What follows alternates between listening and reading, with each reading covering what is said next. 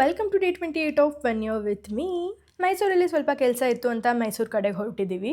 Usually ನಾವು ಹಾಸನಿಂದ ಹೊರಟ್ರೆ ಯಾವಾಗಲೂ ಹೊಳೆನರಸೀಪುರದ ಮೇಲೆ ಹೋಗೋದು, ಬಟ್ ಈ ಸತಿ ಫಾರ್ ಅ ಚೇಂಜ್ ಸಾಲಿಗ್ರಾಮದ ಮೇಲೆ ಹೋಗೋಣ ಅಂತ ಆ ರೂಟಲ್ಲಿ ಹೋದ್ವಿ. ರೋಡ್ ಅಂತೂ ತುಂಬಾ ಚೆನ್ನಾಗಿದೆ, ತುಂಬ ಬೇಗ ರೀಚ್ ಆಗ್ತೀವಿ. ಆ್ಯಂಡ್ ಆನ್ ದ ವೇ ಹೋಗ್ತಾ ಮಧ್ಯದಲ್ಲಿ ಚುಂಚನಕಟ್ಟೆ ಅಂತ ಒಂದು ಊರು ಸಿಗುತ್ತೆ. ಅಲ್ಲಿ ತುಂಬ ಬ್ಯೂಟಿಫುಲ್ ಆಗಿರುವಂತಹ ಒಂದು ದೇವಸ್ಥಾನ ಇದೆ. ಸೊ ಯಾವಾಗಲೂ ಹೋಗ್ತಾ ಬರ್ತಾ ನೋಡ್ತಾ ಇದ್ವಿ, ಒಳಗೆ ಹೋಗಿರಲಿಲ್ಲ.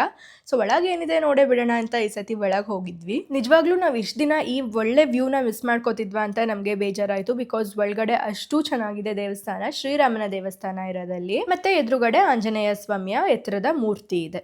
ಅಲ್ಲಿ ಪ್ರತಿ ವರ್ಷ ರಥೋತ್ಸವ ಕೂಡ ನಡೆಯುತ್ತೆ.